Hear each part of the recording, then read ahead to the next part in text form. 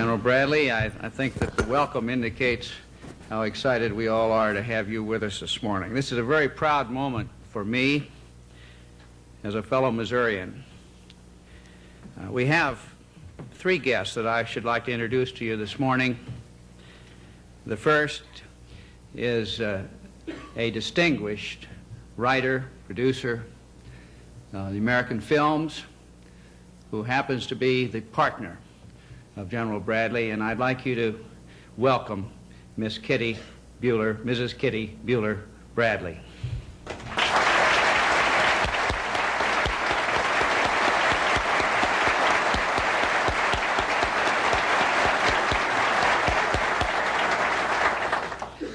Second, I'm sure many of you saw on television making sure that the President started in the right direction, the commanding general of the Washington Military District and our friend General Robert Arter.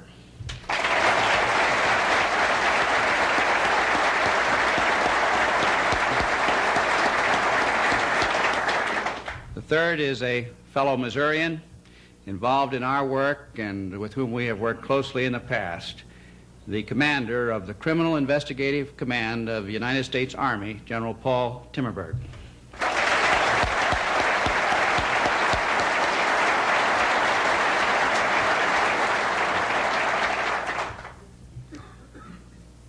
This distinguished lecture was called on short notice, but it has been in the works for about 2.5 years.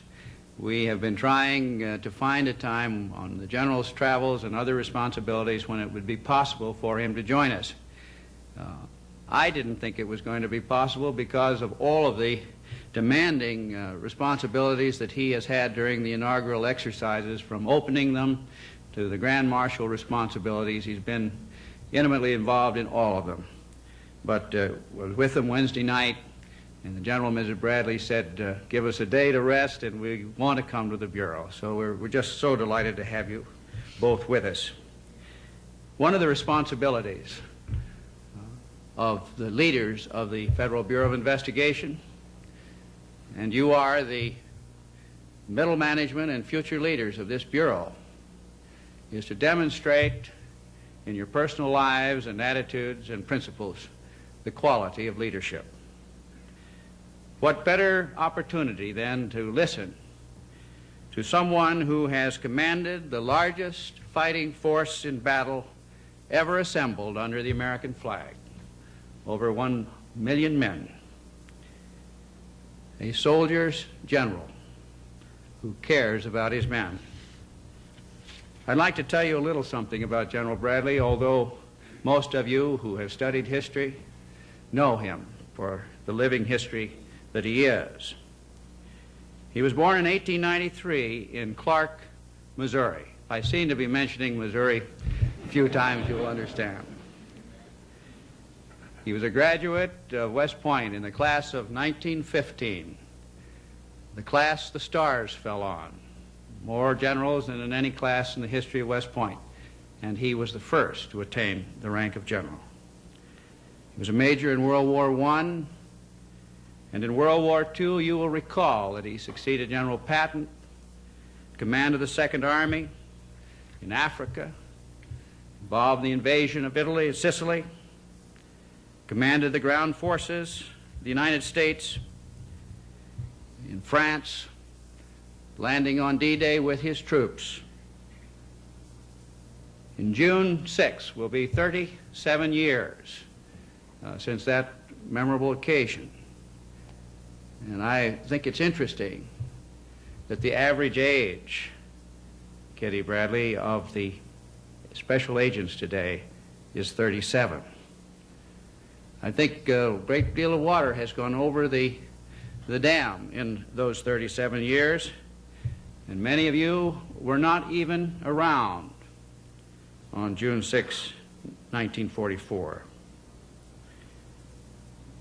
And from 1945 to 1948, he was the administrator of the Veterans Administration, and then in 1948 was asked by the President of the United States to be Chief of Staff of the United States Army, and in 1949 was appointed the first chairman of the Joint Chiefs of Staff and served until 1953.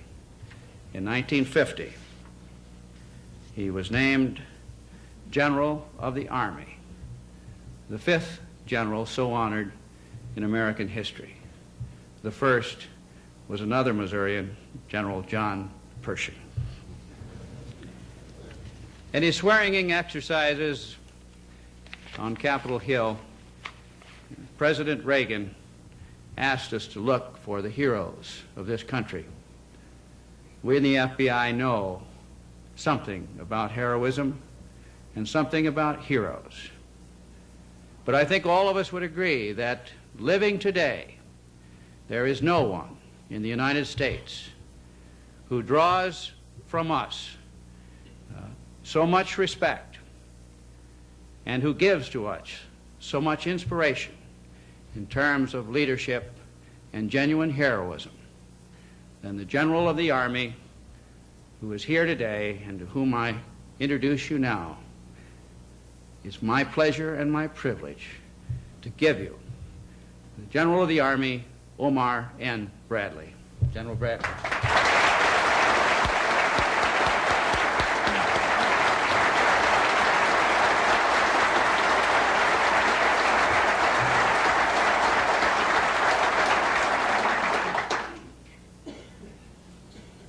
Thank you very much, sir. Yes, I've been in the Army now since 1911. That's a long service. They usually retire people after 30 years, but I've been on continued duty now since 1911. 5-star generals do not retire. They keep on working for life. I've stuck it out so far. I'm confined to a wheelchair because I have arthritis in the knees, but I'll be walking in another month, I think. And I got to get to walking so I can fight the next war.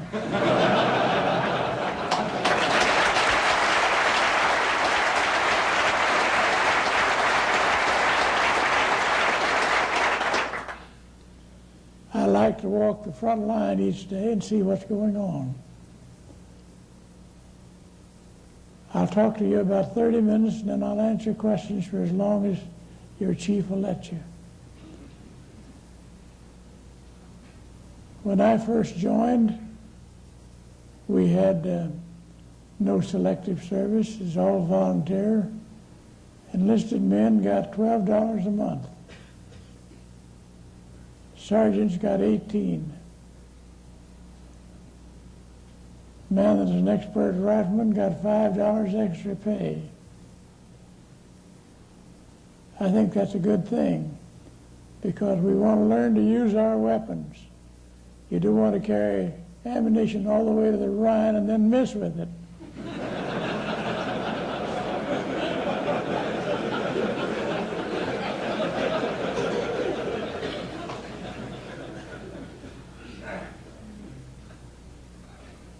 Servicemen ought to be like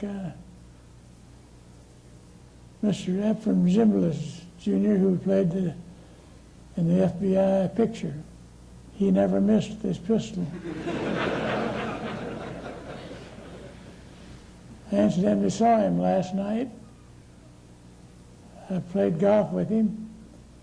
He's a hell of a good golfer and a good tennis player.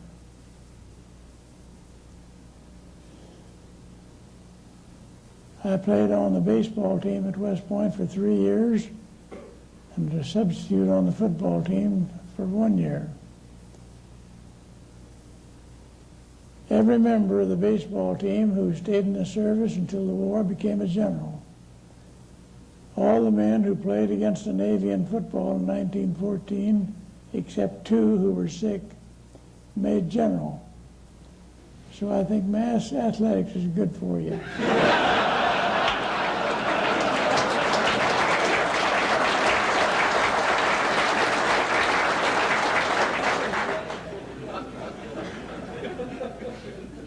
Incidentally, in 1914, we licked both Notre Dame and Navy.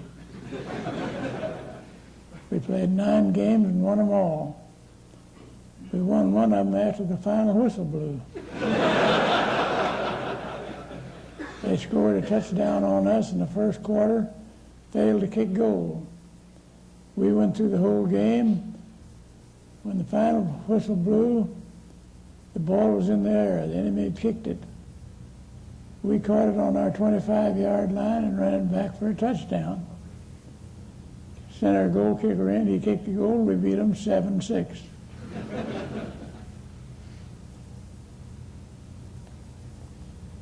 There's certain principles about leadership, and while I know mostly they apply to the military, I also know something about how they apply to the civilian life.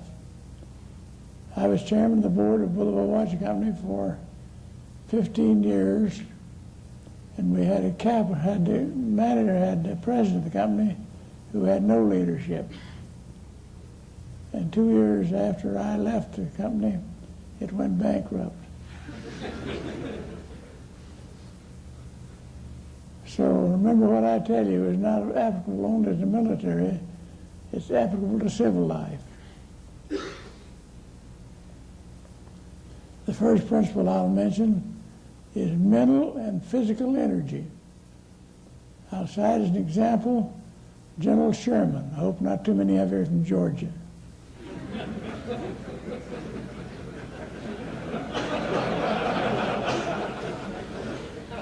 He marched his army from Chattanooga to Atlanta, fought only one battle. And he fought that because Congress demanded he fight one battle. You never get out of control of Congress.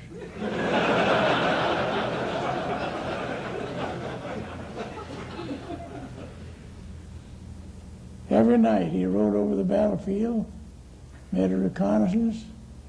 He got maybe 2 or 3 hours sleep a night. He did that for the whole time between Chattanooga and Atlanta.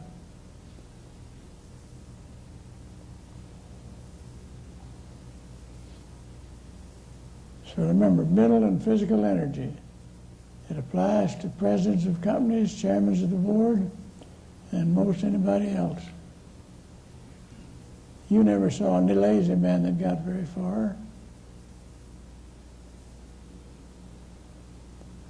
The next characteristic I'll mention is confidence. Confidence to the point of stubbornness. And I'll cite, as an example, General Grant. The Battle of Shiloh started, he was 20 miles behind the line. He rode forward on horseback, met a lot of his men in retreat. He said, "Turn, boys, we're going back." They went back and won a great victory. He never knew when he was licked. There's a story about him in the Richmond campaign. He was up all night reconnoitering the battlefield, drawing up his orders and issuing his orders. Daylight, he was back toward the rear of his army. He took his saddle off, threw it down under a tree, put his head on it, and went to sleep. Half an hour later, a courier rode up, said, "General, you better wake up. Your right has been defeated and is in full retreat." General Grant shook his head, shook the cobwebs out.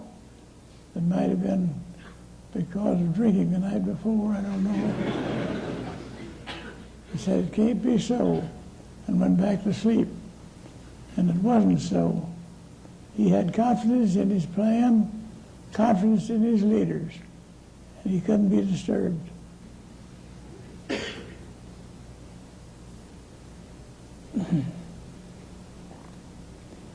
The next characteristic I'll mention is listening to other people. You don't know it all. Other people have ideas and have knowledge. Talk to them. I'll cite as an example General Lincoln. He would listen to anybody and try to correct their problems. Incidentally, I might mention here that General MacArthur was the only time since the Civil War General McClellan questioned the authority of the Commander-in-Chief. We obey the Commander-in-Chief. we'd take an oath to that effect. And nobody in the Army should question the authority of the President. I mention that only because all of you wonder why General MacArthur was relieved. He questioned the authority of the Commander-in-Chief. He had to be relieved. General MacArthur was one of the smartest men I ever knew, but he did question the authority of the Commander-in-Chief. He had less excuse for it than McClellan did. McClellan was president of a railroad, and at one time, President Lincoln was a young lawyer working for the railroad.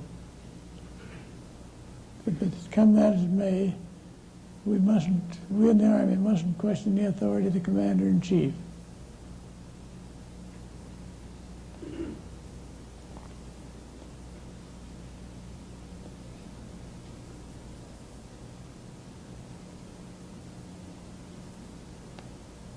I have another saying, see and be seen. Go around and see what your people are doing. You may not know what they're doing, but at least show an interest in their work.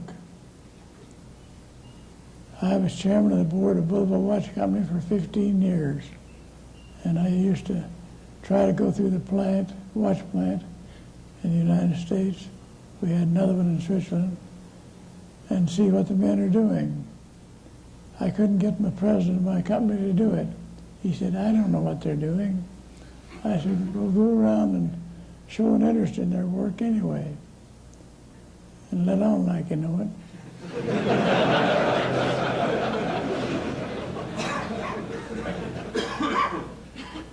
Mr. Watson, who was one time president of IBM, which is a big company, said the art of leadership is in running something about which you know nothing about.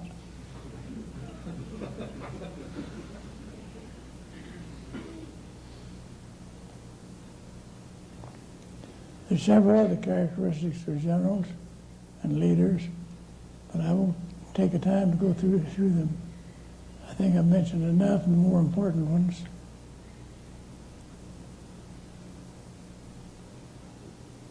What characteristics I had, I don't know. I think it was stubbornness. I never started anything and I didn't know I could finish. When we invaded Europe, the rumor got around among my men that every one of those in the assault divisions would be killed. I went around and talked to every man in those 3 divisions. Went around in the field, talked from the loudspeaker from the rear end of a truck or something else. And I got through. I think they all felt better. At that time I had led the invasion of Sicily, in which I expected to be killed, but I wasn't. And I had very narrow escapes 6 times during the Second World War, but here I am untouched. I should have been killed 6 times. But the more you know about your business, the better chance you have to live. Twice during the war, I waked up in the night, heard tanks going by. I didn't know whether they were German tanks or American tanks. I lay there a minute and thought it over, and I said I thought I couldn't do anything anyway, so I went back to sleep.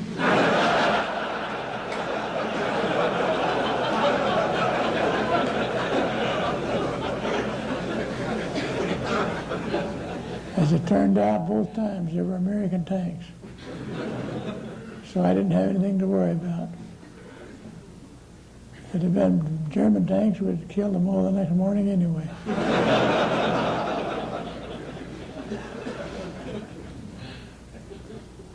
I had my headquarters during the Bulge, Battle of the Bulge, had my headquarters in Luxembourg. The Germans came within 7 miles of that town, but I didn't move.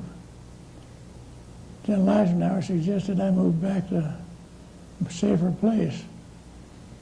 7 miles is too close to be with the headquarters of that size. I said, no, that's where the Luxembourgers, and I didn't want to destroy their confidence in our ability to stay there. And so I stayed.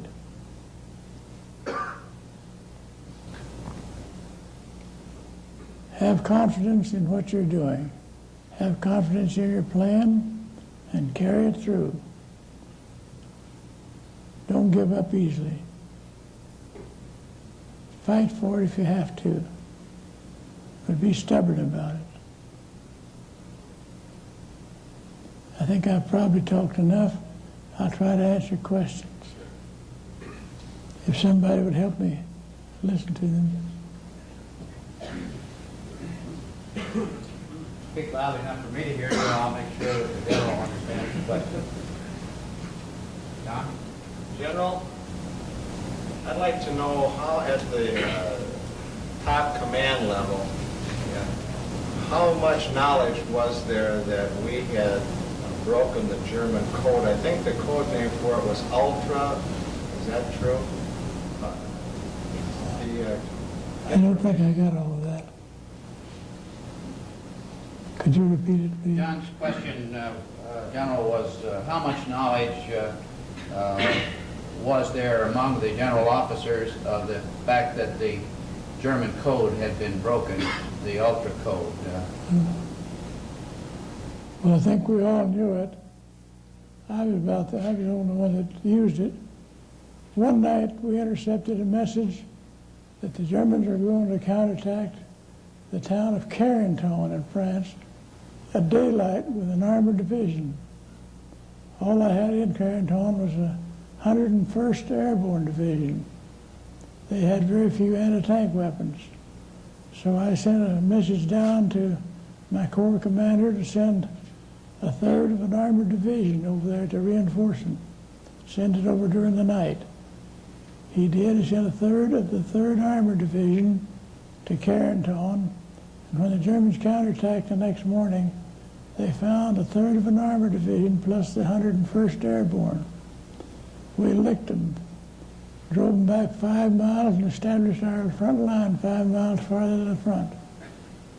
Incidentally, during that fight, we killed 365 cows.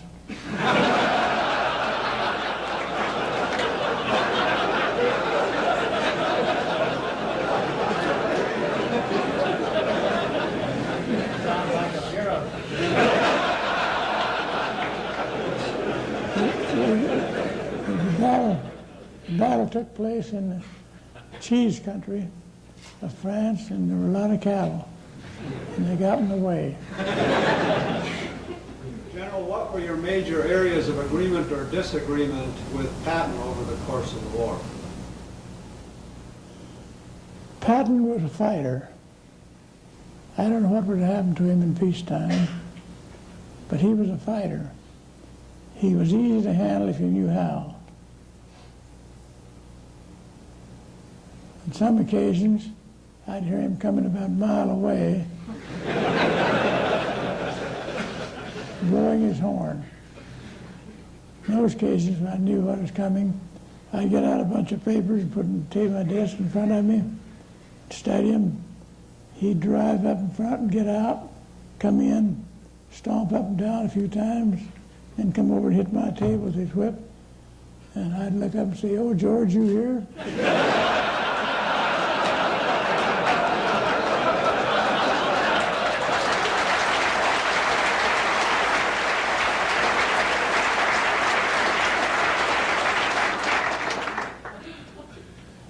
I would always hear him out, and then I'd analyze what he'd proposed. One time he came up on a Saturday, had some plan, I analyzed it, told him it was no good, he went away, and came back the next Saturday with another plan. I listened to the whole thing, and when he got through, I analyzed it, and before I got through analyzing it, he said, "Brad, it's no good, is it?" "God damn it, you're right, always you're right." But he said, "We make a good pair. I come up with these wild ideas, you adopt the good ones and throw out the bad ones." He was satisfied, and he'd had his say, he went away happy. In Luxembourg, the Germans used to shell us from long range. And fortunately, they shot over my hotel. They hit on the outskirts of town instead of hitting me. I made only one concession. I moved from the German side of the hotel to the other side. Because if he'd hit my side of the hotel, I lived on the second floor, he might have caused trouble. We didn't pay too much attention to it, except Patton called me up one night. He said, "Can't you get Vandenberg," he was Air Force, "to get up so we get some planes up and make those fellas shut up? Because when you got planes up to locate them, they'd shut up." And he said, "They hit my headquarters, killed a man in my headquarters. They just hit in the yard across the street from where I live." Said, "I'm not afraid, but my dog Willie is scared."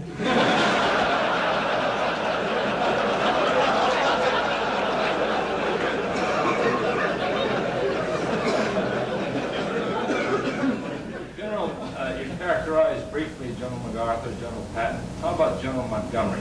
Was he as difficult to deal with as sometimes Reagan?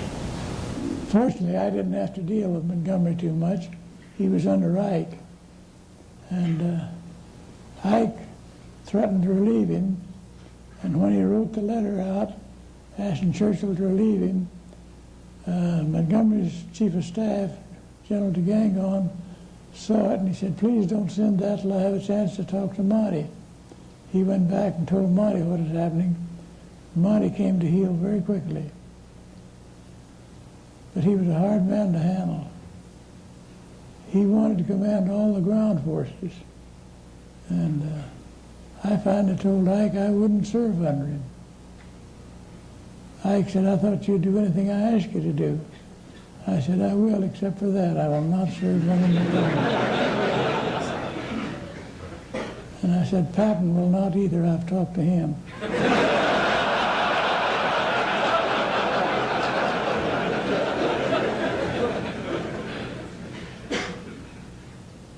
General, is there any truth to the supposition that had Rommel been in command of all the German forces on the Atlantic Wall, that the invasion might have been repulsed?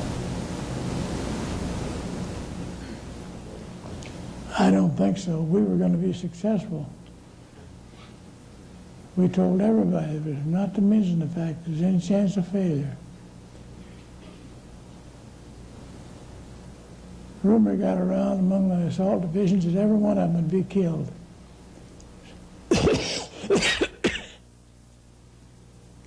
So I went down and talked to every man in the division.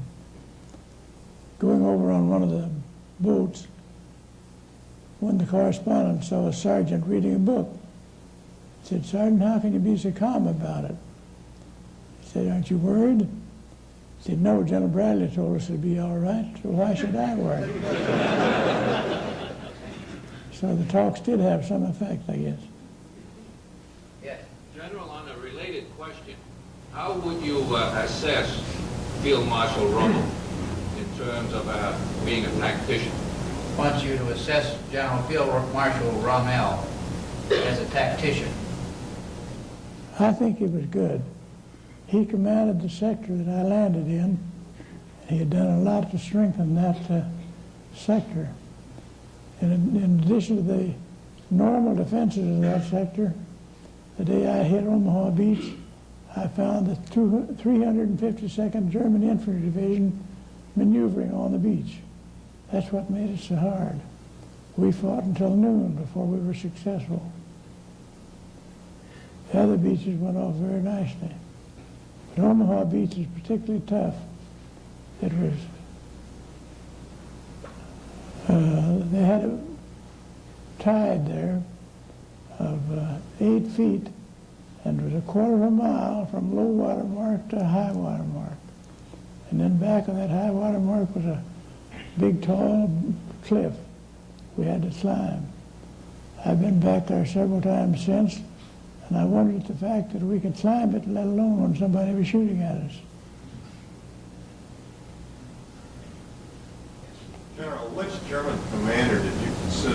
accomplished? I think Rommel is the most successful, the best general they had. He strengthened the beach a lot that I attacked. In the fields behind the beach, he had put mines on top of the, he erected poles and put mines on top of them to catch our gliders. And a lot of our gliders were lost by hitting those poles.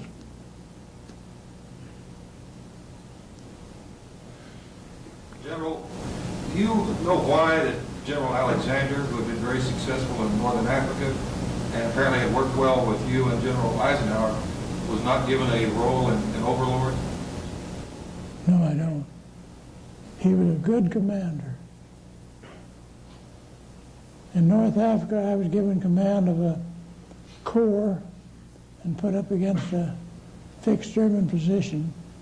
The British had held that position for a long time, had assaulted a couple of places and lost a lot of men. And they put me in there with 4 divisions. I broke through it in 2 places, captured 41,000 German prisoners. One of the most welcome sights I saw during the war was 41,000 German prisoners marching down the road to be put in prisoner of war cages. We sent them back to the States. They found out they were going back to the States, and they told our men, "We're going to the States, where are you going?"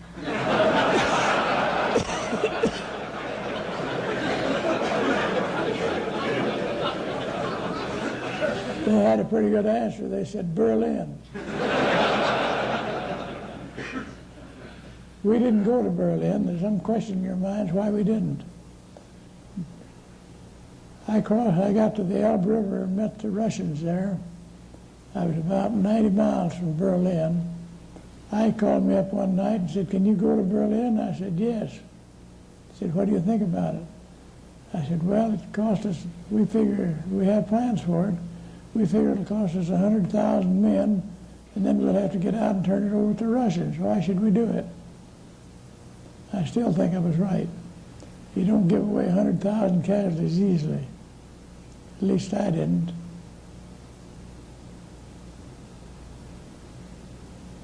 I saw the plans for the invasion of Japan and talked them over with General Marshall. And we estimated we'd lose 100,000 men. We dropped 2 bombs and that ended the war. A lot of people criticized us for dropping the bombs. But anytime you can save 100,000 casualties, you do it.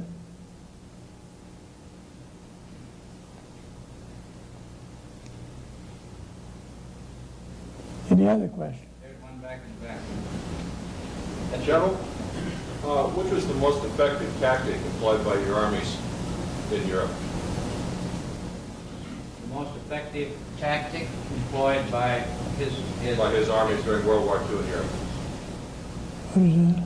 He wants to know if you have an opinion as to what was the most effective tactic employed by your forces in Europe. I don't know. We won, didn't we?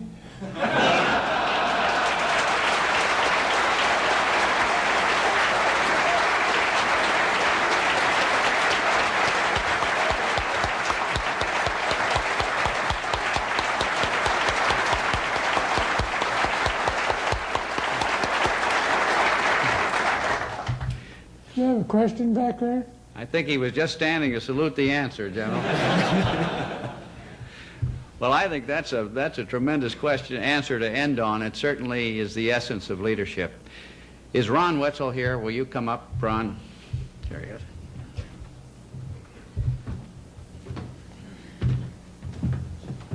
General, Ron Wetzel represents 16 graduates of the United States Military Academy who are now active members as special agents of the FBI. Good. And I've asked him to be present here this morning on this platform to represent all of them and all of us. And he's one of the supervisors that we asked you here to speak to. Normally, we give our distinguished lecture in these lecture series a little remembrance of the occasion as a way of saying thank you. This is different, and this is special.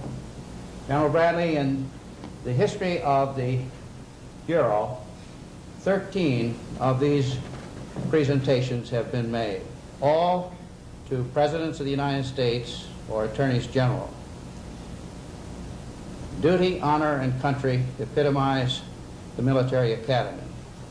Fidelity, bravery, and integrity are the motto of the FBI. We think that you, in huge measure, embody all of those principles, and we would like you to be one of us.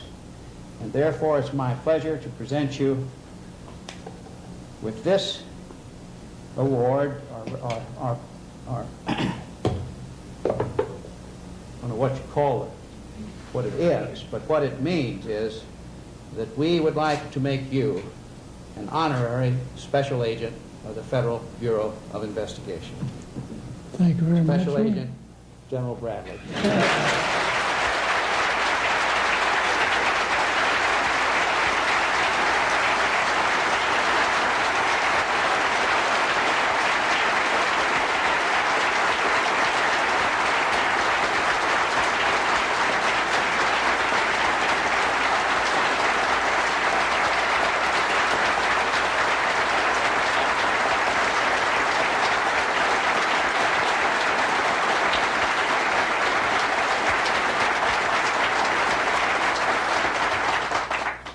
Thank you very much.